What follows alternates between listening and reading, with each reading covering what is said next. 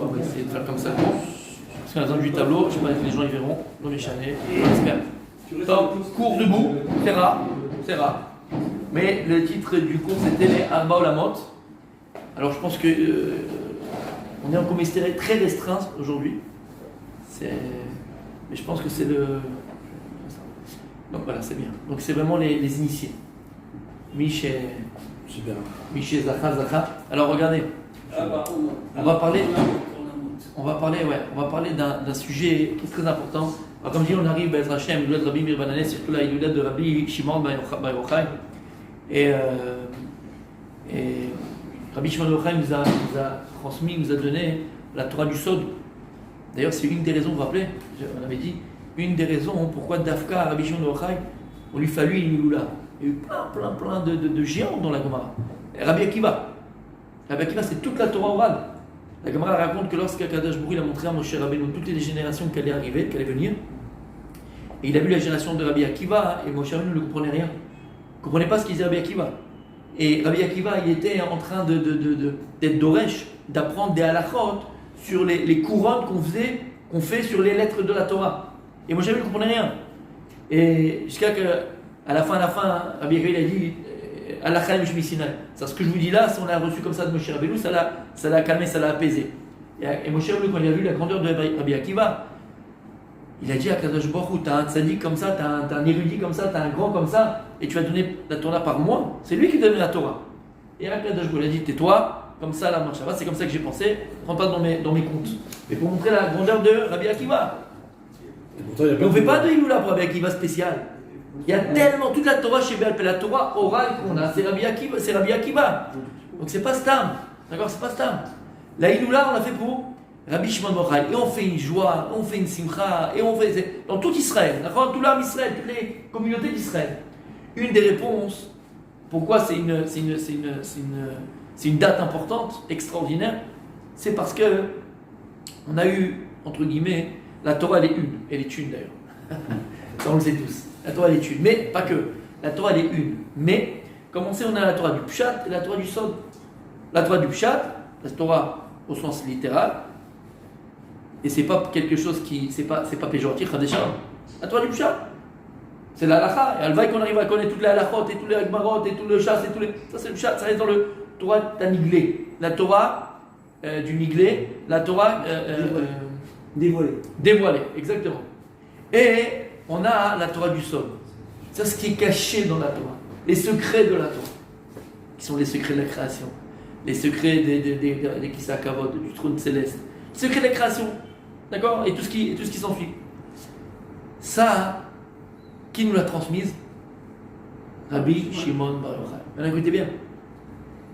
Dit le Harizal que la particularité de Rabbi Shimon Bar Yochai, la joie qu'on a, pourquoi?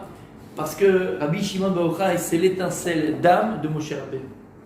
Et Moshe Rabbeinu, malheureusement, il n'a pas eu le mérite de rentrer en Eretz Israël, ni d'être enterré en Eretz Israël. Rabbi Shimon Bar Yochai, Moshe Rabbeinu, nous a donné la Torah dévoilée. Rabbi Shimon Bar Yochai, qui est l'étincelle de l'âme de Moshe Rabbeinu, c'est la même âme. Lui va nous donner la Torah du Sod, le secret de la Torah. Et lui, il va avoir le mérite d'être enterré Be'eretz HaKodesh.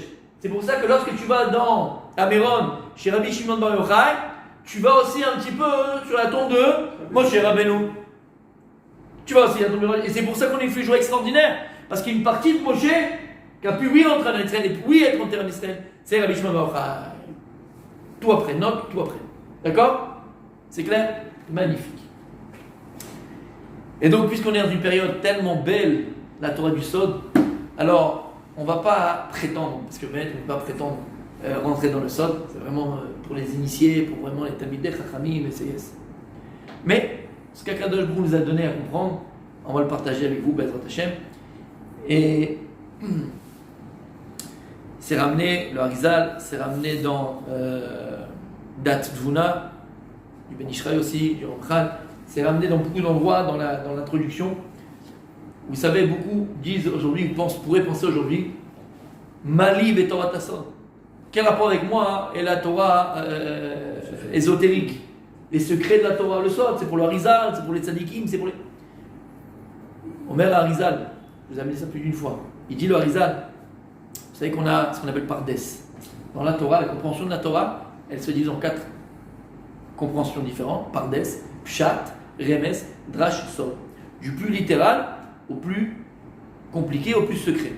Et il dit le Harizal, si un homme, un juif de son vivant, il n'est arrivé que dans le pshat, il n'est que le pshat, il doit revenir en Gilgoul pour étudier le remes, le drash et le sod. Et si quelqu'un il est arrivé dans son vivant d'arriver jusqu'au drash, il n'a pas fait le sod, il revient pour le sod. Tu dois arriver à compléter le limud de la Torah entièrement et complètement. 4, on va voir à quoi ça correspond, d'accord? 4. Combien on a? Pardes, pshat, remez, drash, sod. Retenez, d'accord? Il y a les 4. On parle des 4 mondes. D'accord? On parle le rapport entre les deux. En tout cas, quelqu'un qui n'a pas étudié cela, il doit revenir en Gilgoul. Comme ça, il dit c'est Ben Ishraï. Et le Ben Ishraï explique. Alors imagine. Comment? C'est les initiales, pardon. C'est les initiales. Pardon. Mais pardes, c'est-à-dire que c'est les jardins de la Torah, mais c'est la compréhension profonde de la Torah. Pshat, sens littéral. Remez, c'est des allusions. Drash, le drosh de la Torah. Et Sod, les secrets ésotériques de la Torah. D'accord? 4. Pardes. P, Resh, Dalet et Samir. Ok, Pardes. Et il dit le Ben Ishraï dans son introduction que la Torah du Sod, elle est donc, d'après les paroles du Harizal, elle est pour tous les juifs. Il n'y a pas moi plus, c'est pas moi et pas machin. Tous les juifs doivent, chaque homme juif doit passer par cette étude. Attention, tu ne vas pas venir faire le malin et prendre des livres que tu ne connais pas dans une bibliothèque, comment ça s'appelle, les bibliothèques vertes. Polonsky, là, comment il s'appelle? Simensky, machin, moi et la Kabbalah pour les débutants, d'accord? Ok, moi le Kabyle, tu vois, il n'y a pas compris. Moi le Kabyle, il n'y a pas compris. Faites attention à ce que vous ouvrez, attention à ce que vous étudiez, attention, c'est la Torah du feu aussi. Et donc, il faut l'étudier avec un maître, il faut l'étudier d'abord avec un maître, et tout le temps avec un maître, et tout le temps demander oui, je me trompe pas, il faut mamache, faire attention, c'est comme du feu. Ah bah, il faut l'étudier. Et c'est encore une fois un devoir, il dit le Ben Ishraï, au nom du Harizal, Kol Israël, c'est pas pour l'élite, c'est fini ça. On est à la fin des temps, et vous allez comprendre pourquoi on a tellement besoin de l'étude du Sod par rapport à la fin des temps. Normalement, ce cours, il doit durer 2 heures, 2 heures et demie. Mais il ne durera pas 2 heures, 2 heures et demie.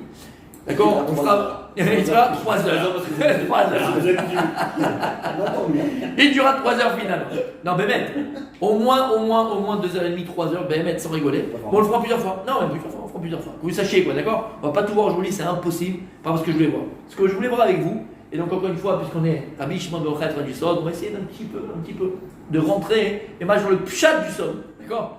Dans le pshat du Sod. Parce qu'il faut comprendre que dans chaque olam, parce que c'est des mondes, le sens littéral c'est un monde, le sens de l'allusion c'est un monde, le sens de la dracha c'est un monde, et le sens du Sod c'est aussi un monde. Mais chaque monde est composé lui-même de ces 4 éléments. Même dans le pshat, tu as le remes dans le pshat. Même dans le pshat, tu as le drash du pshat. Et dans le pshat, tu as le Sod du pshat. Et dans chacun, tu as plusieurs étapes et plusieurs dargot, comment on dit darga? Plusieurs niveaux, exactement. D'accord?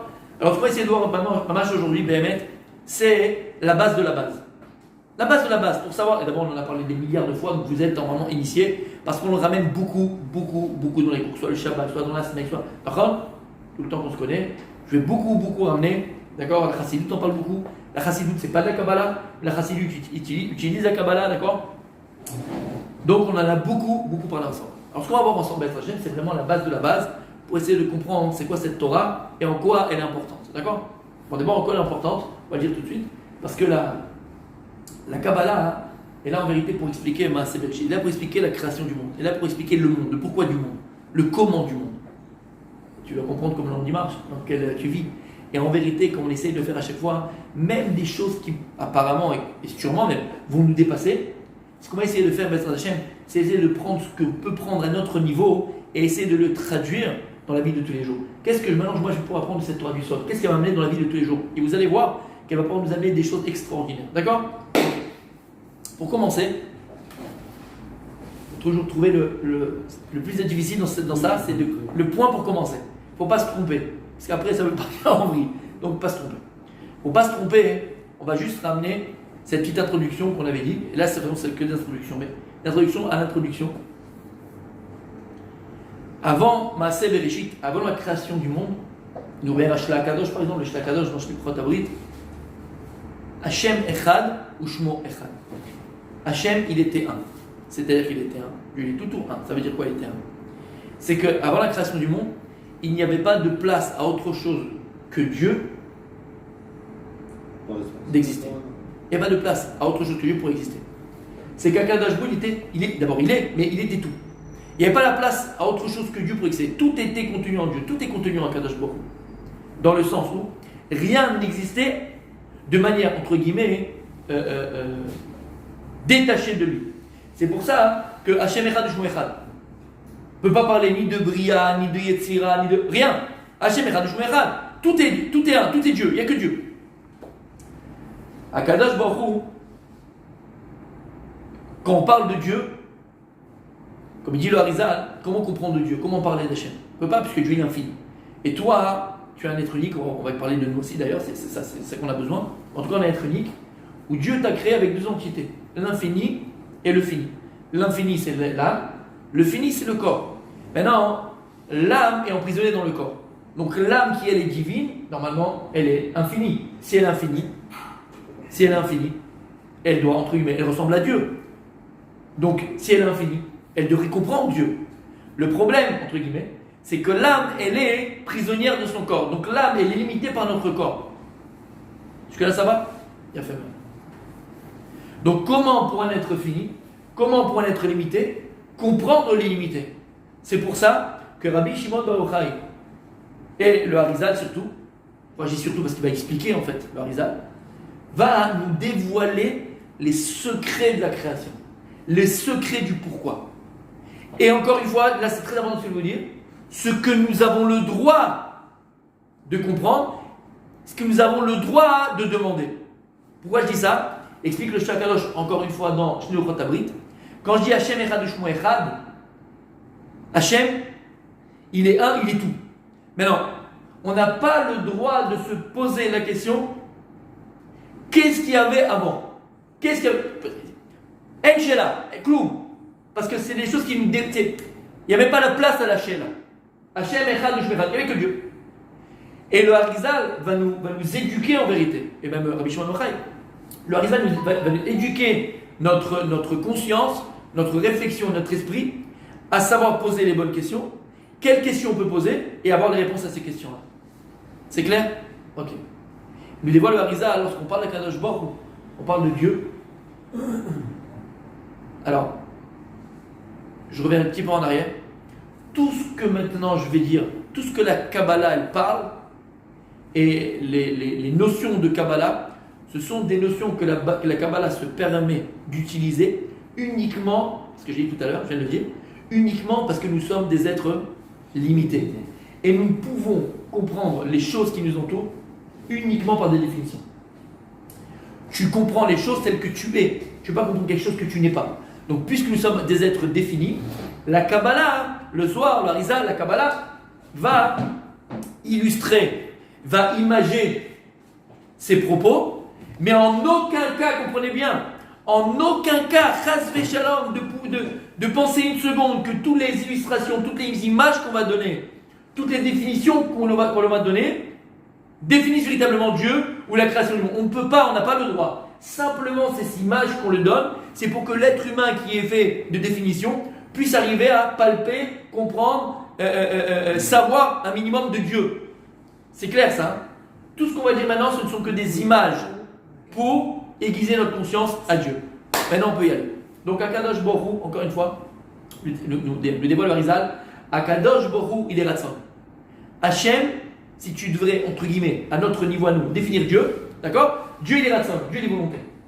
Dans cette volonté de Dieu, comme on l'appelle dans les textes, elle est appelée Oro Idbarach. C'est sa lumière. Qu'est-ce que tu dis tout de suite? Lumière, ampoule. Non.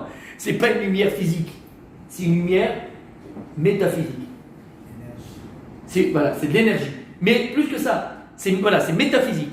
C'est pas une lumière ampoule. C'est une lumière, pourquoi? Parce que qui dit lumière physique, à un moment donné, elle va péter l'ampoule. Comment on dit? Elle va s'user. Okay. La lumière de Dieu, elle est infinie. Il n'y a pas d'usure, il n'y a pas de limite. Donc Akadosh Baruch Hu, quand on parle de Dieu, Akadosh Baruch Hu il est entièrement ratzon, entièrement volonté. Sa volonté s'imagine par une lumière infinie de Dieu. C'est clair? Et en vérité, on va le voir, tous les olamot, tous les mondes que Dieu va créer, et toutes les créations et toutes les créatures que Dieu va créer, existent par cette lumière de Dieu. Ok, c'est bon jusque-là? Okay. C'est bon jusque-là? Akadosh Baruch Hu, on a dit, avant la création, il était Hashem Echad ou Shmo Echad. Mais on te parle déjà de Dieu. Donc Hashem Echad ou Shmo Echad. Et donc la première chose que l'on sait, dit le Harizal, c'est qu'Akadosh Baruch Hu, pour permettre à autre chose que lui d'exister, on l'avait dit plus d'une fois, Kaviachol, qu'est-ce qu'il va faire Akadosh Baruch Hu? Il va laisser une place en lui, donc espace, d'accord, un makom, en lui, à autre chose que lui d'exister. Donc Kaviachol, Akadosh Baruch Hu, il va écarter sa lumière, laisser, et c'est pour ça que lorsque vous verrez toute la création, elle est ronde. Elle est ronde. La terre, elle est ronde. Les astres, ils sont ronds. Ta tête, elle est ronde. Ton ventre, il est rond. La plupart de ça. Tes doigts, ils sont ronds. Les plantes sont rondes. Les animaux sont... C'est un monde rond. Donc quand on parle du monde, on parle de rond. Et on va comprendre pourquoi au niveau même métaphysique. Parce que c'est comme ça que le monde a été créé. C'est-à-dire que je ne peux pas dessiner Dieu puisque il est limité. Mais qu'est-ce que je peux dessiner? Je peux dessiner, Kaviachol, vous montrer, entre guillemets, illustrer la place que Dieu il a fait au monde pour exister en lui. Et c'est quoi la place que Dieu il a fait au monde pour exister en lui? Je vais maintenant, on va l'effacer juste après. D'accord. C'est un cercle, entre guillemets. Kaviachol, que tout le reste, tu vois, l'infini c'est Dieu. Là, ce cercle-là, c'est la place que Dieu il a donné au monde pour exister. Et quand tu parles du monde, tu parles toujours d'un cercle. Maintenant, ce cercle-là, pour qu'il puisse exister, automatiquement, il faut, et ça Hashem Echad ou Shmo Echad, la première émanation de Dieu, la première expression de Dieu, où l'homme, pas prétendre à comprendre, ne peut pas prétendre à comprendre, mais savoir, connaître, c'est quoi? C'est le Shem Hashem, Yud, Ke, Vav, Ke. Le nom de Dieu, où de là tout commence, tout se produit, tout est créé, c'est Yud Ke Vav Ke. Et en vérité, Yud Ke Vav Ke, c'est lui qui encercle le monde qui permet au monde d'exister. D'accord? Le monde, les mondes et chaque création. Maintenant, écoutez bien. Et on reviendra dans la semaine prochaine par rapport à ce lien de cercle et tout ça. D'accord? Juste pour. C'était obligé de parler de ça. Maintenant, Akadosh Baruch Hu, le monde qu'il a créé, d'accord? C'est un monde, on a dit, qui est fait de divin. Le divin dans ce monde, il est caché. Et qui est fait surtout de matière. Je le dis maintenant. Vous allez comprendre au fur et à mesure du shiur. Le but de la création du monde, c'est de dévoiler Yud Ke Vav Ke à l'humanité. Akadosh Baruch Hu, voilà. Il dit le Harizal, Akadosh Baruch Hu, il est entièrement bon. Il est que bon. Et la plus grande bonté que Dieu peut octroyer à l'homme, c'est se dévoiler à lui. C'est dévoiler. Il n'y a pas plus grande bonté dans le monde. Naissance d'enfants, t'as gagné au loto, la famille, ce que tu veux. La plus grande bonté que Dieu peut faire à l'humanité, c'est se dévoiler à l'humanité. D'ailleurs, c'est ce qu'il a fait avec Adam Rishon au départ. Adam Rishon a fauté, d'accord? On est revenu dans le Soter, Stira, Esther Panim, encore une fois, Matan Torah, on reviendra sur ça. Ok, en tout cas, le but de la création, c'est de dévoiler Yud Ke Vav Ke. C'est clair? Ok. Maintenant, Yud Ke Vav Ke, c'est le nom infini de Dieu. C'est la lumière infinie de Dieu. C'est la volonté infinie de Dieu. Comment un être fini, limité, peut appréhender l'illimité? C'est pas possible. Donc Akadosh Baruch Hu, qu'est-ce qu'il va faire? Il va marier son nom d'en haut, son nom infini, à un autre nom qu'on retrouve partout, qui s'appelle, on a parlé 1000 fois, je dis une fois Adonai, Adonut. D'accord? Yud Ke Vav Ke, Akadosh Baruch Hu, pour qu'il soit dévoilé dans ce monde de la matière, Dieu va le marier, entre guillemets, à Adonut. Pourquoi je dis le marier? Parce qu'Akadosh Baruch Hu, il a créé un monde en dualité. Dieu va créer un monde en dualité. D'où tu sais que Dieu il a créé un monde en dualité? c'est des Chachamim, nous dévoilent. Bereshit bara Elokim. Bereshit commence par un Bet 2. Akadash Baruch Hu, il vient te dire, Bet c'est le 2. Akadash Baruch Hu, il vient te dire, mon fils, ma fille, comprends une chose. Le monde que j'ai créé, c'est un monde que j'ai créé en dualité. C'est-à-dire, on aura, par exemple, Shamaïm Va'aretz. Ok, j'enlève le 7 parce qu'on a plus besoin, c'était juste pour illustrer ça tout à l'heure. On en prendra plus tard. Shamaïm Va'aretz, d'accord? On a Adam, Chava, ça veut dire Isha, d'accord? Adam et Isha, sa femme. Le monde a été créé en dualité. Bereshit, d'où tu dis Bet. Le Bet, c'est la dualité. Yud Kevavke, Adam, donc Zachar, Nekeva. C'est bon jusque-là? Yud Kevavke, dans le nom de Dieu, c'est le nom masculin, Kaviachol, de Dieu. Kaviachol, c'est des images. Shamaïm, la création de la terre et de la création du monde. Shamaïm, c'est le Zachar. Shamaïm, c'est le masculin. Adam, ben c'est le masculin normalement. Soyez des coqs, comme je le dis. D'accord. Adam, à l'inverse. Donc la Betila, je termine. Zachar, et c'est quoi son tafkid? C'est quoi le rôle de Yuktivake Shamaïm Adam Zachar? Il a fait Mashpia. On a dit la semaine dernière. Être Mashpia, d'accord? Le Zachar il est Mashpia. Mashpia, c'est que c'est lui qui va influencer, c'est lui qui va donner. À l'inverse, le Shem Adonut, qui est Aretz, qui est la terre, Chava, Nekeva, la Isha, c'est quoi? Bouge pas. Bouge pas. Être influencé. Donc en deux mots, Noten, Mekabel. D'accord? Yud Kevavke, c'est le masculin, c'est l'homme, c'est le Zachar, c'est Mashpia, c'est le Noten, c'est l'influenceur, celui qui donne. Adonut, le schéma Adonut, il va se marier. Non, je vais pas dire, c'est pas beau. D'accord, il va se marier, en tout cas, il va se marier avec Yud Kevavke Adonut. Aret, c'est la terre, Chava, c'est la Isha, Nekeva, c'est le féminin. Mouche pas, celui qui va être influencé, mais Kabel, c'est celui qui va recevoir. C'est clair? Pourquoi c'est important de comprendre ça, les amis? Voilà, c'est donc. Ouais, pourquoi c'est important de comprendre ça? Et je vous répète, et je vous répète, et je vous répète, et je vous répète, 1000 fois je vous répète. Pourquoi c'est important de prier dans un sidour où c'est écrit comme il faut? Parce que si tu pries pas dans un sidour comme il est écrit comme il faut, ta tefila, elle ne monte pas dans les mondes. Quand tu fais ta tefila, toute la tefila, elle est, on va le voir, je n'ai pas encore dit le chiot, mais la tefila, elle est construite selon les Arba Olamot, qu'on va voir tout de suite. Les Arba Olamot, les 4 mondes. Si maintenant toi, tu n'as pas fait d'abord le papa et la maman, le mariage, il n'a pas été ouais, on l'a consommé, on va dire. Non, oui, le mariage n'est pas consommé. Il n'y a pas de mariage, la ketouba n'est pas bonne. Ou il n'y a pas la bague, ou il n'y a pas ce qu'il y a, je sais pas ce qu'il y a, d'accord? C'est pas bon. S'il n'y a pas de yud qui va créer et un de l'autre qui est écrit convenablement, qui est papa et la maman, on se dit, tu n'as pas les olamot, tu construis rien du tout. C'est l'omatrie, ça commence pas. Alors tu es là à prier, tu es là à prier, tu es là à prier. Bah, dès qu'il y aura un salaire, et bah, dès que Dieu voit le cœur, sur ça, il n'y a pas de safek, c'est sûr. Mais tu as le plan. Alors on te montre comment ça marche. Tu as le plan pour ta prière. C'est pour ça, hein, par exemple, dans le Sha'arei Chesed, à chaque fois qu'il y aura mentionné, je vais ouvrir comme ça, mais à chaque fois qu'il y aura écrit le nom de Dieu, Yud Kevavke, regardez dans le dernier He, qu'est-ce qu'il y a écrit à l'intérieur, Rabbi Michael? Adonai. Pourquoi? Parce que Yud Kevavke, il est marié avec sa Nekeva Kaviachol. Il est marié avec le schéma Adonut. Et il doit être écrit comme ça. Parce que quand tu fais ça, tu construis. Et tu fais des bébés. S'il n'y a pas le papa et la maman comme il faut, ben, il n'y a pas de mariage. Donc fais attention, les sidorim, tu dois écrire comme ça. T'as compris? Il a fait merde. Donc là, Yud Kevavke va se marier avec Adonut. Maintenant, je vous dis tout de suite, Yud Kevavke, on sait c'est combien? 26. Combien c'est Adonut? 65. Les deux, ça font combien? 91. D'accord? Qui peut me dire facilement, on connaît 91, par exemple, on va le voir. Gematria de Souka. La Souka, et là, c'est pour la grandeur. Qu'est-ce qu'elle a de particulier, la Souka? Il faut rester le plus dans la Souka, il faut manger dans la Souka, il faut dormir dans la Souka. C'est quoi? C'est la Anane Kavod. Ce sont les nuées de gloire qui étaient dans le désert qui nous protégeaient. En réalité, c'était quoi? C'était ça les maisons des biens Israël. Les murs des maisons à l'époque, c'était quoi? C'est pas du béton, c'est pas des tissus. C'était Yud Kevavke Adonut. On était sous les ailes d'Akadosh Baruch Hu.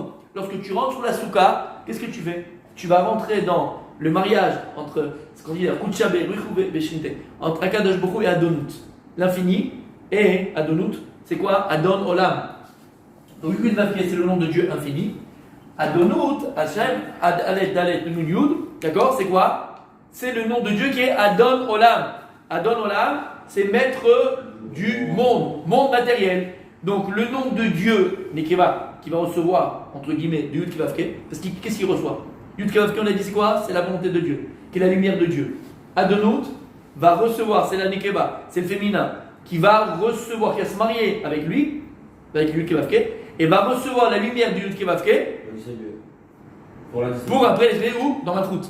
Malchut, c'est quoi, entre guillemets, Malchut? Dans le monde, on va dire tout de suite, de la Asiya, dans le monde dans lequel on se trouve, du monde de l'action. Il y a vraiment. Tout ça pour dire quoi? Tout ça pour terminer, entre guillemets, avec ça. Si, encore une fois, on n'a pas le nom de Dieu qui est écrit comme il faut, il y a un problème, ça bloque. Alors je suis pas en train de dire que l'histoire ne marche pas, Kadesham, non. Il y a encore une fois le cœur, il y a Dieu veut l'intention, ou des fois on ne connaît pas. Ah voilà, c'est bien d'être makpid, il faut être makpid, de prier dans les Sidurim, où c'est écrit exactement de cette manière-là. C'est clair pour l'instant? Il faut qu'on le voit, c'est tout. Il faut que tu le vois. Yud Kevavke Adonut, il faut que tu le vois, exactement. Ok? Ok. Pas de kavana particulière. Comment? Pas de kavana particulière. Si, la Kavanah, ce qu'il vient de dire, c'est le mariage de l'infini Yud Kevavke avec Adonut. Tu le vois et tu penses à ça. Alors si tu le vois, c'est déjà bien. Tu penses à ça, c'est encore mieux. Plus tu rajoutes des Kavanot, mieux tu te portes. Et pour terminer, voilà. En vérité, Yud Kevavke Adonut, comme on va le voir, Bezrat Hashem, c'est aussi, je ne l'ai pas écrit ici, mais c'est comme ici, la notion de Shemesh et de Levana. Le Shemesh, le soleil, lui, il donne, et la Levana, la lune, elle reçoit. Mais la lune, elle reçoit, mais après elle va aussi redonner. C'est tout le lien du Zachar et de la Nekeva. Il y a fait meurtre. Maintenant on y va. C'est aussi le Téli 91 aussi. Oui, Bien le sûr. chef c'était Arigon. Il a fait. On va voir tout ça. Maintenant écoutez bien. Je vous dis, et j'ai oublié de le dire au début, mais je ne c'est pas grave. À la base, comment je suis arrivé à vouloir faire ce shiur là? Parce que dans Parashat la semaine dernière, pour nous en Israël, c'est cette semaine en France, je crois, ouais. Nous, c'est cette semaine, c'est Béar. Eux, c'est Emor. Nous, c'était Emor. Donc, et j'ai regardé, il y a. Non, c'est à Matot Massé qui font les. La semaine prochaine. Écoutez bien, je crois que c'est Matot Massé, je crois qu'ils font les. Non, je crois pas. En tout cas, Parashat Emor, il y a un Roi Chaim Akadosh. D'abord, on parle de quoi dans Parashat Emor? On parle des Kohanim, on parle qu'ils vont se purifier pour les morts, et on parle de la Trouma des Kohanim qui peut en manger, qui peut manger une bat Kohen. Et là-bas, il y a un Roi Chaim Akadosh fabuleux, où il te parle de la Parasha Beremez, Al-Pi Kabbalah, Al-Pi Asod, et il te parle des Olamot, il te parle de tout ça. Donc la base de tout ce que je vais dire, d'accord, c'est le Roi Chaim Akadosh. J'aurais peut-être pas, on n'aura sûrement pas le temps de le dire, il faudrait 3 heures au moins de shiur. Là, je veux poser les bases pour qu'on puisse comprendre après ce que va nous dire le Roi Chaim Akadosh, sûrement la semaine prochaine. Donc là, vous sachez d'où on vient, ça vient de là, d'accord, c'est le shiur que je voulais préparer. Ok. Maintenant, pour comprendre ce qu'on va dire, ok. Akadosh Baruch Hu, on a dit Yud Kevavke, il a appelé Or En Sof Baruch Hu. Il a appelé lumière infinie éternelle de Dieu. Cette lumière infinie éternelle de Dieu, entre guillemets, elle n'a de sens pour l'homme physique, que s'il peut en profiter. Et puisqu'elle est infinie, on ne peut pas en profiter. Donc qu'est-ce qu'il fait Akadosh Baruch Hu? Il va se marier avec Adonut, qui est, encore une fois, le nom préposé à ce monde matériel, entre guillemets. D'accord? Ok. Maintenant, on a répété plus d'une fois. Akadosh Baruch Hu, lorsqu'il crée le monde, Kulam Bechorma Asita. Et on va se rendre compte, c'est subtil, mais on va se rendre compte qu'en vérité, vivent côte à côte. Alors c'est pas côte à côte, j'ai créé un cercle au départ, ouais. Je sais pas comment on dit en français à ce moment-là, mais en tout cas, vivent côte à côte, vivent encerclés ou enchevauchés les uns, c'est-à-dire enchevêtrés. On dit enchevêtrés? C'est mieux, enchevauché, c'est mardi soir ça. D'accord, enchevautrés, d'accord. Ouais, on est mercredi. Enchevautrés les uns à l'intérieur des autres. Est-ce que j'ai dit tout à l'heure maintenant? Enchevêtrés, on dit. Ok. Et on va se rendre compte que voilà, il y a plusieurs mondes qui au même moment existent, enchevêtrés les uns à l'intérieur des autres. Entre guillemets, dis-toi dans tête qu'il y a des mondes parallèles. C'est qu'il n'y a pas de notre monde à nous et c'est tout. C'est l'onachon. C'est pas comme ça que ça marche. Et Akadosh Baruch Hu, le Harizal, entre autres, nous viennent et nous dévoilent comment Akadosh Baruch Hu, il a créé son monde. Et peut-être que le shiur prochain ou le shiur dans 2 semaines, je ne sais pas, on arrivera. Tout ça, Bezrat Hashem, pour qu'on arrive à comprendre ta création de toi, de l'homme. tout ce que Dieu il va créer, tout ce qu'Hachem il va créer, tout ce qu'on va parler maintenant, le but de ces créations-là, c'est pour permettre à un être unique d'exister. Qui? L'homme. Et tu vas pas poser quoi tout ça pour moi? Alors tu vas voir les responsabilités que tu as. Et tu vas peut-être plus croire en toi. C'est le prochain. Là, on pose des bases. T'as compris? Donc on sait que lorsqu'Akadosh Baruch Hu, donc, première perception de Dieu, on va dire, c'est Yud Kevavke. Yud Kevavke contient tout ce qui viendra après. Puisque c'est le premier, le prémisse. Comme on a dit, le Bechor, on avait dit un premier-né. Le premier-né, il prend double dans l'héritage des parents. Pourquoi est-ce qu'un premier-né prend double dans l'héritage des parents? Maka, qu'est-ce qu'il a fait? Et là-bas, il dit Rabbi Nachman de Breslev, le premier-né, qu'est-ce qu'il a fait? Il a préparé la matrice de la maman. Et si ce n'est cette première naissance, il n'y aura pas eu la deuxième, la troisième, la quatrième, la cinquième. Donc en vérité, il prend la part qui lui revient en chacun des autres frères et sœurs. Frères en l'occurrence. Mes frères en l'occurrence. D'accord? Pourquoi? Parce que chaque frère et sœur qui viendront après, ils ont une part du premier. Puisque tout découle du premier. Ils ont une partie du premier en eux, puisqu'ils découlent du premier. Et en vérité, on va voir, ça vient d'abord de Abba Veima. Mais c'est bon jusque-là? Il y a fait. Donc Akadosh Baruch Hu, Yud Kevavke, il est infini. Et c'est Oro, Ibara, sa lumière, et c'est bien infini. Akadosh Baruch Hu, il va vouloir faire profiter de cette lumière, de cette volonté, de lui, à l'humanité, à l'homme, à toi individuellement. Qu'est-ce qu'il fait Akadosh Baruch Hu? Puisqu'on ne peut pas supporter sa lumière, on avait dit plus une fois, il va la réduire. Il va la réduire. C'est comme si tu vas faire maintenant un truc en laser là, pour te faire soigner, et le laser il est à puissance 1 milliard, il va te couper il va te couper la jambe. Non, tu vas adapter le laser, la puissance de la lumière, en fonction des besoins.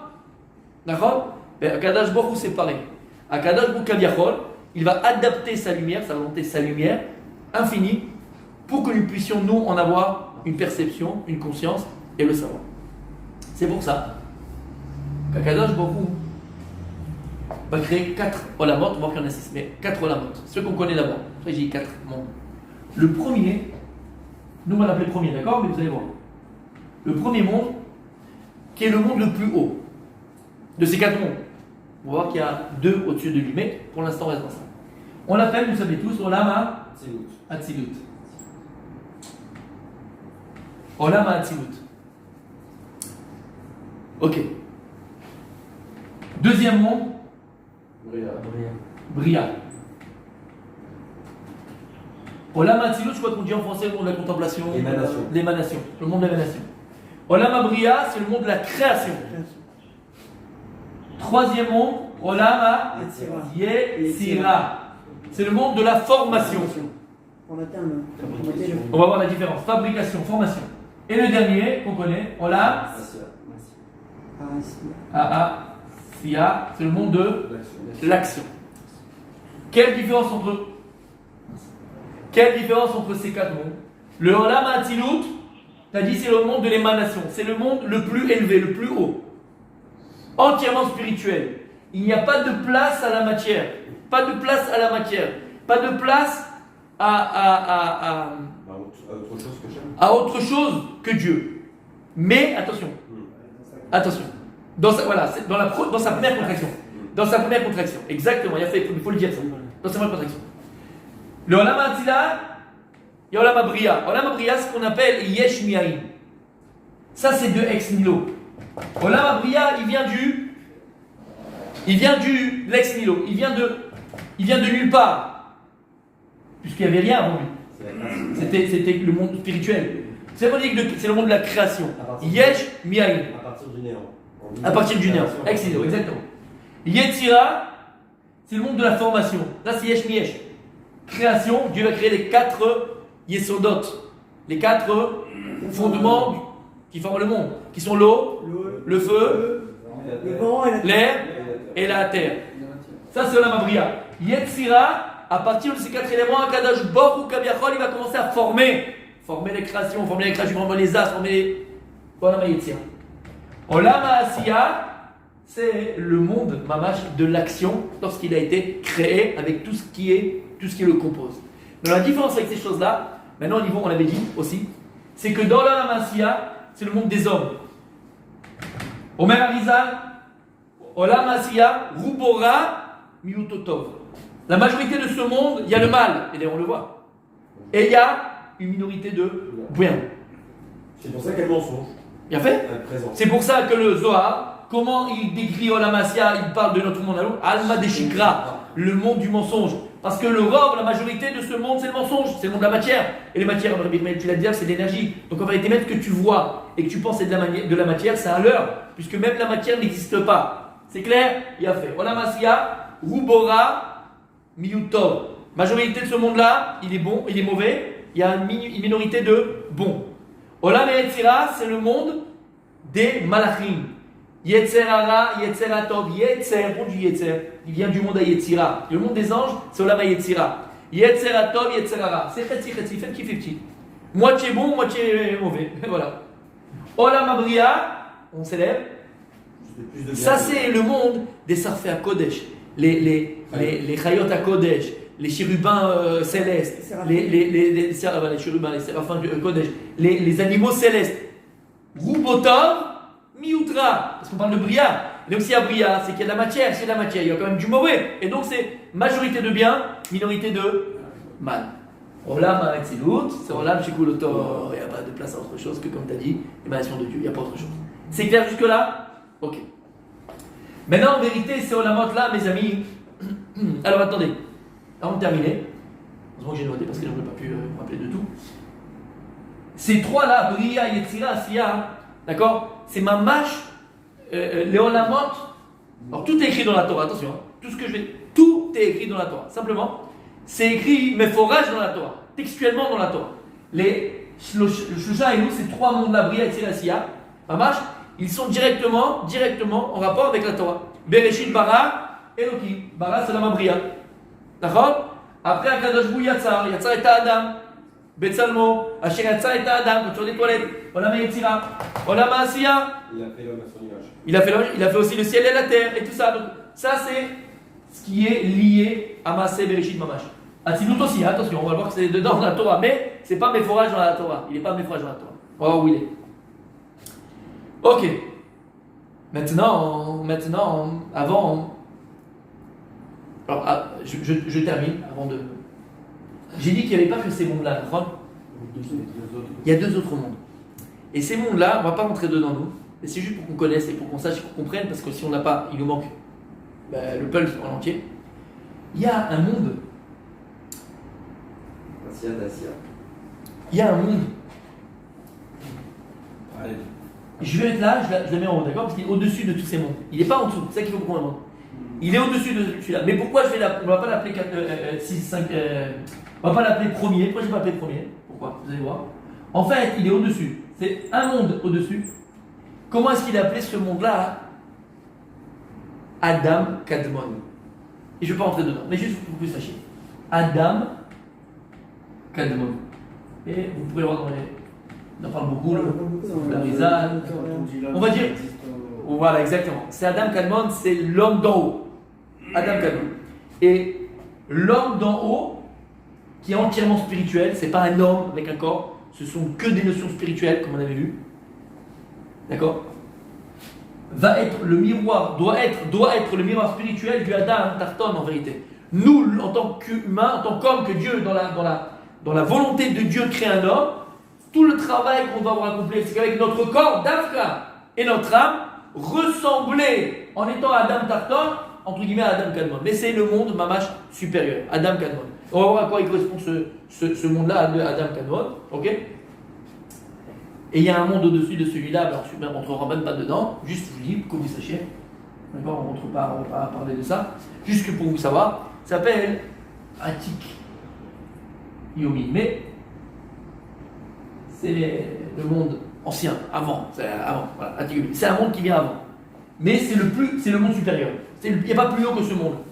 Donc en réalité, il n'y a pas que 4 mondes, il y en a 6. 2 avant et 4 après. Alors nous, le commun des mortels dans lequel on doit, mamash, réfléchir, penser, rouler, ce sont d'abord ce qui nous intéresse, c'est ces 4 mondes-là, même si attention, on ne peut pas les dissocier, c'est pas possible. Parce que ça commence avec la trique, Adam Kadmon, Atzilut, Bria, Yetzira, Asiya. Et pourquoi on ne peut pas les dissocier? Parce que je vais vous expliquer maintenant. D'accord? Tout provient, on a dit, de Yud, Ke, Vav, Ke. Ok. Alors qu'est-ce qu'Akadosh Baruch Hu va utiliser? Qu'est-ce que je vous ai dit déjà? Qu'en vérité, on vit, entre guillemets, dans des mondes qui sont enchevêtrés, enchevêtrés, embrigués les uns vers les autres, mais vous voyez ça comme des cercles, d'accord? Donc, regardez comme des cercles, je vous fais un petit cercle stam.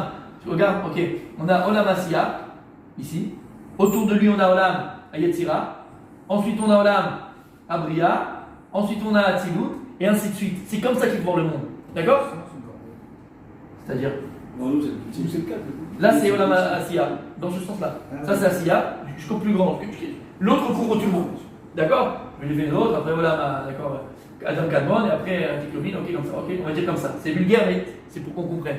Et comme ça, le monde est régi, toujours en cercle. Le monde il est rond, ok, comprenez bien. Ok. Maintenant, tout provient de quoi? Mais dans tout ça provient. C'est le début de l'émanation de Dieu. Le Oro Ibara, c'est sa lumière. La lumière de Dieu, le Kevavke.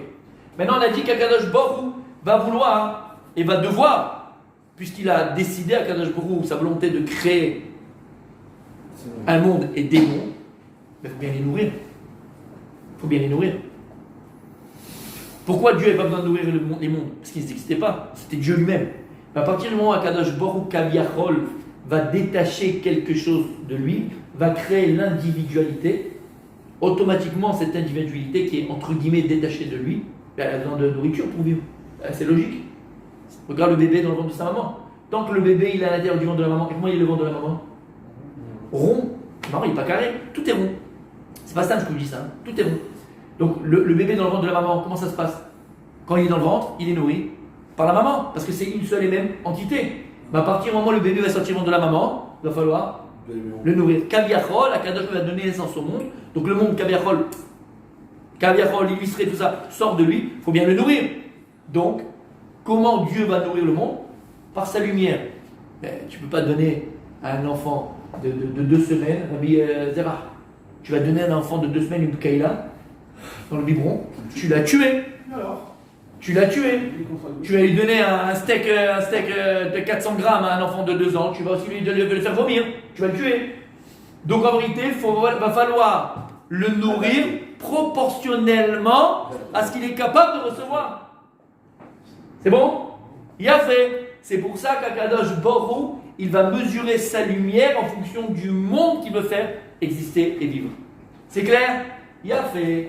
Donc lorsqu'Akadosh Baruch Hu maintenant, il est infini Kevavke, alors Akadosh Baruch Hu il va devoir, Kaviachol, rétracter sa lumière, atténuer sa lumière, adapter sa lumière.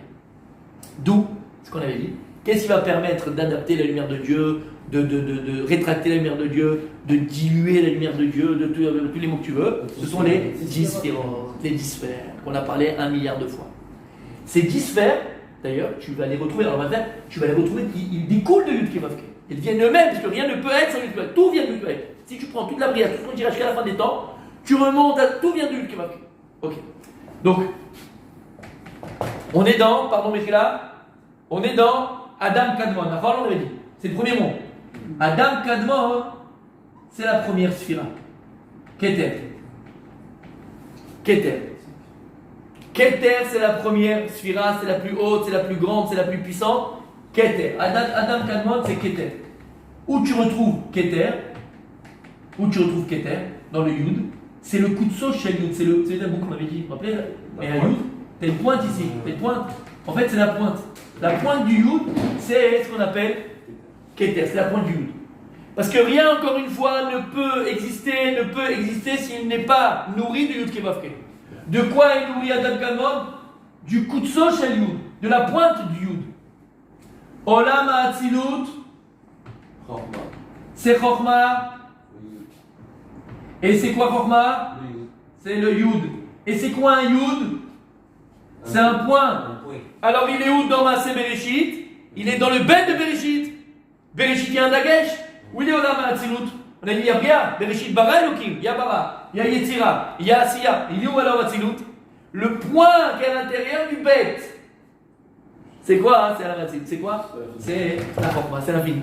C'est moi qui disais, le Gaon de Mivina disait que toute la Torah Kula est concentrée dans le Dagesh du Bet de Bereshit. Tu comprends pourquoi? Tout est là, tout commence là. Ok. Ça c'est Chokhmah. Bria, c'est le monde de la Bina, de la compréhension profonde. Ça, c'est Yud, Ke, du nom de Dieu. Le He. Parce que le He, c'est toujours le féminin. Vous êtes avec moi? Le He, c'est le féminin. Tu veux mettre un nom féminin, tu le mets avec le He. He, c'est Bina. C'est pour ça qu'on dit que Bina, Yetera, Natan, Anashim. Les femmes, elles ont cette notion, le septième sens même, cette notion de sens plus aigu, compréhension plus raffinée que nous les hommes. Olam HaYetzira, écoutez bien, C'est C'est les 6. c'est les 6. Dans Olam HaYetzira, on a les Shesh Tzavot, on appelle Shesh Tzavot, qui sont les 6. Alors ça, c'est par rapport au Vav, Yud Ke Vav, et c'est combien Vav? 6. Qu'est-ce qu'on a? Chesed, Gvura, Tiferet, Netzach, Netzach, pardon. Od et Yesod. Combien on en a? 6. C'est les 6. Ok? Je vous le dis tout de suite. Ces 6-là, à partir de Yetzira, dans le jargon de la Kabbalah, comment on l'appelle? Ze'er Anpin. Le petit visage. Alors Dieu, il n'a pas de visage. Mais c'est une illustration. Ze'er Anpin. C'est le petit visage. Ze'er Anpin. Ça, on appelle ça Ze'er Anpin. D'accord? Le petit visage. Pourquoi on appelle ça petit visage? Par rapport au grand visage, qui est où? Donc, Keter, Chokhma et Bina. Keter, Chokhma et Bina, on appelle ça Arich Anpin, le visage allongé. Juste pourquoi on dit ça? Parce qu'il y a une différence dans la puissance, dans la force, dans la même compréhension d'ailleurs, entre la provenance, entre les 3, Keter, Chokhma, Bina, et les 6 autres. Donc comment on l'appelle? Arich Anpin. Arich Anpin. C'est clair? Le long visage. Là, c'est le petit visage. Dans le sens où grandeur, force, intensité. C'est bon jusque-là? C'est avec la lettre Vav. Et Olam HaAsiya, Acharon Chalif, c'est le dernier He de Yud Ke Vav Ke. Et c'est quoi? On n'est pas écrit, là. C'est Malchut. Et c'est le dernier He. Tous ces mondes-là sont nourris par une lettre du nom de Dieu. Yud Ke Vav Ke. Est-ce que c'est clair? C'est bon? Qui a fait? Maintenant écoutez bien. Par contre, la notion de date, parce qu'elle reste quand même. Je ne vais pas rentrer dans ça, là on va pas s'en sortir. Mais juste, ouais, mais je ne vais pas rentrer dans ça, peut-être dans les autres cours, d'accord? Ok. Le date, ça va être la conjonction entre la Chokhma et la Bina. C'est la transmission. Exactement. Mais je ne vais pas encore Elle est rentrer. comptée comme Sphira. Bah, d'après certains oui, d'après certains non. D'après certains oui, d'après certains non. On reste sur 10 ou 11? Si je ne me trompe pas, Beaucoup non, on reste sur 10, mais il a pas- si je ne me trompe pas, le Pardes Simonim, il dit qu'il faut compter 11, il faut que c'est le date, c'est parti, il va couler. Bon, je vais pas rentrer dans ça, d'accord? Parce qu'après on va rentrer dans des choses qui sont un peu compliquées pour l'instant. C'est clair? Ok. Maintenant, Akadosh Baruch Hu, lorsqu'il va donner la vie à chacune de ses créations, la vie va se définir par différents niveaux d'énergie. En fonction du monde, de la grandeur du monde, de l'intensité du monde, du potentiel du monde et de la place du monde par rapport à Yud Ke Vav Ke, par rapport à la base, par rapport à sa source, tu comprends que l'énergie que Dieu va devoir octroyer, c'est pas la même. Si, je donne toujours l'exemple, si maintenant moi, la télécommande du Mazgan, d'accord, pour utiliser avec on fait les piles 0,5, la petite pile, ok. Si maintenant tu vas prendre la voiture, la Tesla, tu comprends que la batterie de la Tesla électrique elle est beaucoup plus puissante que si maintenant tu vas prendre je sais pas moi, une usine, d'accord, une usine à je sais pas quoi, ça marche à l'électricité, tu comprends que l'énergie est beaucoup plus importante, et ainsi de suite. Plus la création est importante, dans sa création elle-même, dans sa intrinsèquement elle, que Dieu l'a créée, pourquoi Dieu l'a créée, plus l'énergie que Dieu va lui octroyer, elle est aussi importante. C'est pour ça que cette énergie vitale que Dieu va octroyer à toute la création, et vous allez voir, vous avez compris qu'on arrive à nous en vérité, elle se définit par 5 énergies de vie, qui sont, on a dit, Nefesh, Ruach, Neshama, Chaya, Yechida. Asiya, qui est le monde qui est le plus éloigné de Yud Ke Vav Ke, c'est le monde qui est le plus matériel, où il y a un robe de malin, un Yud de bien, c'est le monde de Malchut, c'est le monde de l'Asiya, le monde de l'action, le monde matériel. Je comprends bien que pour le faire démarrer, pour le faire exister, tu n'as pas besoin d'une énergie aussi grande que la Yetzira. C'est pour ça que c'est le Nefesh. L'énergie divine du Olam HaAsiya, c'est le Nefesh. L'énergie divine du Molam Yetzira, c'est Ruach. L'énergie divine du Molam Abria, c'est Neshama. Olam Atzilut, Chaya. Olam, qui s'appelle Adam Kadmon, qui est le plus haut, c'est quoi? Yechida. Yechida. C'est l'énergie la plus puissante, la plus haute, la plus forte. C'est Yechida. Nefesh, Ruach, Neshama, Yechida. Asiya, Yetzira, Bria, Atzilut, Adam Kadmon. Alors c'est quoi Atik? Écoutez bien. On a dit qu'Adam Kadmon c'est Keter. Ensof, là. Il a fait. Mais pas que. Adam Kadmon c'est Keter. Dans Keter, tu as la Chitzioniout de Keter et la Pléniout de Keter. C'est-à-dire que tu as l'extériorité, la lumière extérieure, La volonté. ce qu'on appelle. Organos. La lumière extérieure. Ouais. Or Makif. Or Makif. Il y a le Or Makif et le Or qui est à l'intérieur, le Or Pnimi. Adam Kadmon il appelait Or Makif. Atik c'est le Or Pnimi de Keter. Il est dans Keter, ok? C'est la même chose. Mais c'est l'Or Pnimi. C'est pas l'Or Makif. Donc on a ce schéma-là dans lequel Akadosh Baruch Hu, il a créé le monde. Et comprend bien la répartition de chaque Olam, avec chaque Sphira, chaque lettre qu'il a fait vivre, et la Neshama, entre guillemets, l'énergie divine qui va lui permettre à elle d'exister. Nefesh, Ruach, Neshama, Chaya, Yechida. Et en vérité, vous le savez maintenant, ces Arba Olamot, ces quatre mondes-là, 5e, 6e qui sont collés ensemble, représentent en réalité nos Avot, nos patriarches. Et ils représentent les quatre pieds du trône céleste. C'est pour ça que le Olam Ha'atzilut, c'est qui? Olam Ha'atzilut, c'est qui? Abraham Avinu Yafé Meod. Olam Abria, c'est Yitzhak Avinu. Yetzira, c'est Yaakov. Olam Yetzira, c'est qui? C'est Yaakov. Olam Malchut, Asia, David Amelech. Alors c'est qui Olam Adam Kadmon? C'est qui Adam Kadmon? Mashiach. C'est le Olam du Mashiach. C'est pour ça que dit le Harizal, et dit le Rach Chaim Akadosh, c'est ce que je voulais voir avec vous, on n'a pas le temps, mais je vous le dis maintenant, d'accord? Parce que ça, tout ça, tu le trouves dans toi, c'est dans nous tout ça. En réalité, tout ça, c'est dans toi et dans chacun d'entre nous. Tout ce que je viens de dire maintenant, tu peux le calquer à ta personne à toi. On va le voir si je veux, je sais pas quand. En tout cas, pour l'instant, on est là. Pourquoi je dis ça? Pourquoi je dis ça? Parce que, t'es avec moi, Sadi? Écoute bien. Pourquoi je dis ça? Asiya, c'est David Amelech. Yetzira, c'est Yaakov. Yitzhak, Abraham, Mashiach. On a l'homme, ces énergies divines qui nous font exister. On peut avoir Nefesh, on peut avoir Ruach, on peut avoir Neshama. C'est ce qui nous parle.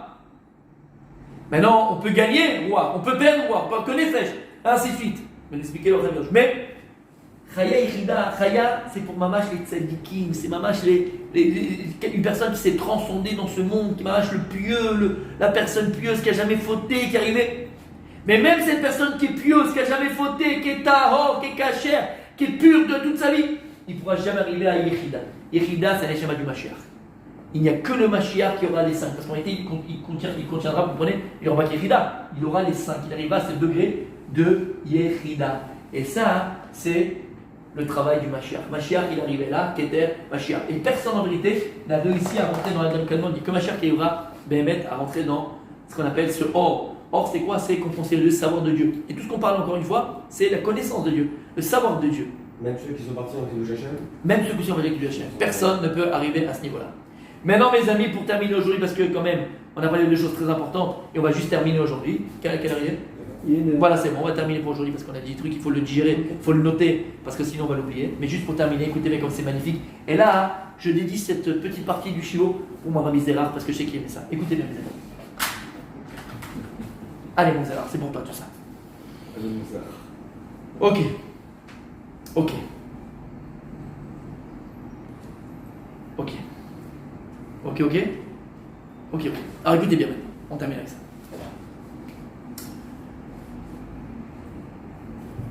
Donc tout le but, et on revient au départ, c'est d'être mésavègue, de marier. Yud Kevav Ke Adonut. Rien ne peut exister sans ce mariage du Yud Kevav Ke Adonut. Et Bekol, Olam de Olam, d'accord? En chacun de ces mondes-là, va éclairer Yud Kevavke Adonut. C'est lui, c'est ce mariage-là qui va donner naissance à toute chose. On ne peut pas avoir de naissance directement du Yud Kevavke. Il est que Zachar. Il faut toujours un Nekeva, il faut toujours un féminin. Donc dans tous les mondes qu'on vient de parler maintenant, à chaque fois il va falloir ce mariage du Yud Kevavke Adonut. Donc avec les on a dit c'est quoi? C'est la lumière de Dieu. Et en quoi elle est représentée par ce chiffre de 91? Et pourquoi c'est important les chiffres dans la Torah? Combien, je le rappelle, c'est le chiffre de Bracha, on peut dire maintenant, d'accord? Souto Teganalenu, le Rav Menaché, combien il a fait de shiurim sur ça et de magistral, d'accord? Qui plus que lui, qui mieux que lui pour expliquer ces choses-là, d'accord? Et tout petit mamache à côté de lui. Mais, moi je dis ça, je veux dire quelque chose. Oui, il était très dans les chiffres. Mais là, c'est qu'il est dans le Sefer Yetzira. Dans le Sefer Yetzira, il y a qui tu peux comprendre Dieu à l'idée Sofer, Sipour et Mispa. Pour connaître Dieu, voir Dieu à travers donc les Sefer, c'est la Torah, et à côté Mispa par les chiffres. Donc ce chiffre de 91, il est très important. Les chiffres dans le reste sont très importants. Très très importants. C'est eux qui régissent les lois de la nature physique et métaphysique. Donc si on a compris ça, écoutez bien.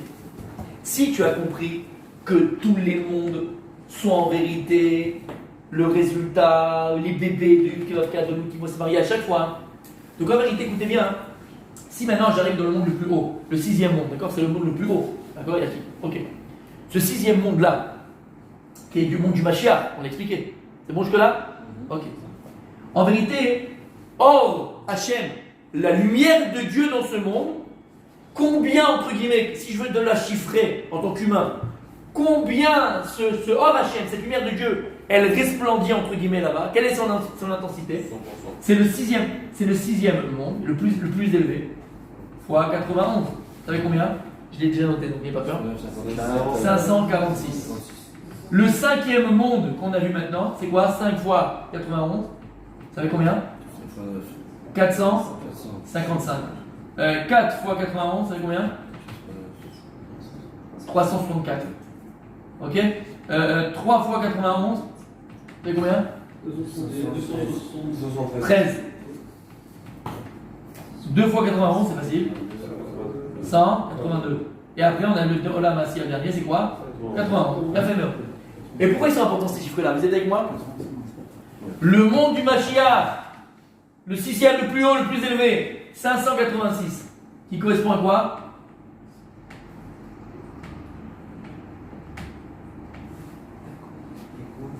Takoum 400. Lève-toi.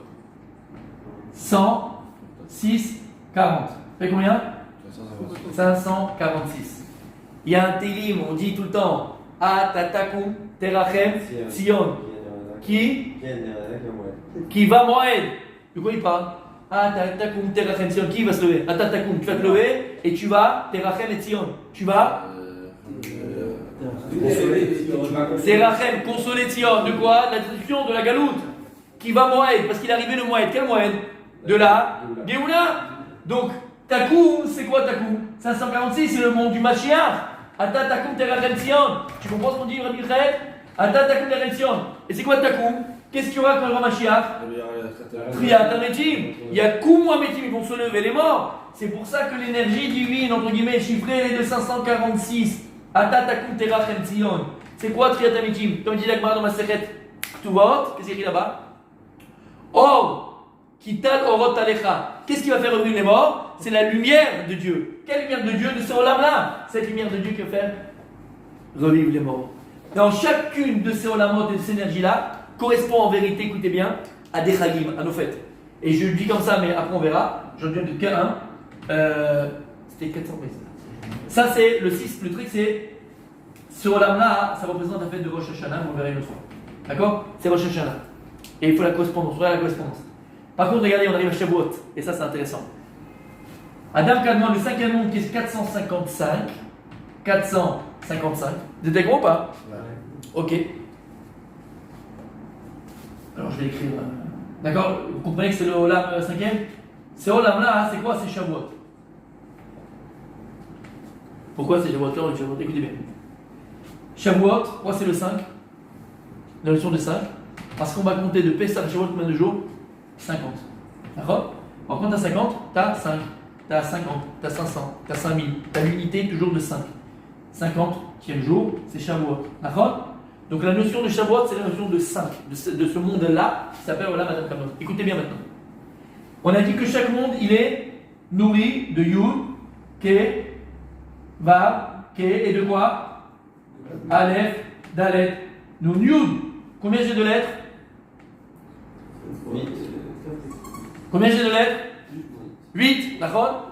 Donc la racine de l'énergie, c'est Yud, Ke, Vav, Nun. Si maintenant je reprends encore une fois, tous les Olamot, ok? Je fais 6 fois 8. 48. C'est combien? 48. 5 fois 8. 40. 40. Je ne fais que 4. 4 fois 8. 32. 32. Ok, je m'arrête. Ok, mais tu fais tous les mondes comme ça. Ça veut dire que la base de l'énergie divine du monde qui a été créée par rapport aux lettres de Shem Yud Kei Vav Kei de nous, c'est 40. Vous savez qu'est-ce qu'on fait et on a dit c'est quoi le 5?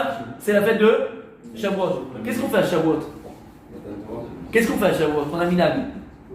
Qu'est-ce qu'on fait à Shavuot? La veillée. De boire du lait, du khalavi. On prend des produits khalavi. Là, on prend khalavi. Qu'est-ce qu'il y a le khalab? La puissance. Écoute bien, 40 c'est quoi? Oui. Libre. C'est combien khalab? Voilà, 40. 40. Allez. C'est pas une blague. Et c'est pas une blague. C'est pas les choses, s'il te plaît. C'est pas une blague. C'est pas une blague. T'as compris? Et on verra, si on a le khalab, la notion spirituelle entre les du khalab et la correspondance par rapport à ça. En tout cas, c'est pour ça qu'on a l'habitude, entre guillemets aussi, c'est une des explications pourquoi on prend du khalab le jour de Shavuot. Maintenant, écoutez bien, et on termine le match avec ça. Donc, on a dit que l'énergie la plus puissante de toute la création qui correspond au monde sixième le plus haut, avec le Kei Vav Kei de nous 91, c'est 546. En vérité, tu dois retrouver partout. Où si tu prends toutes les sphirotes qu'on a dit, toutes les sphirotes qui sont Keter, tu prends les Rachitevot, c'est quoi Rachitevot en français?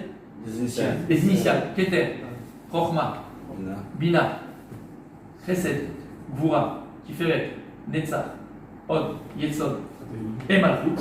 On arrive là.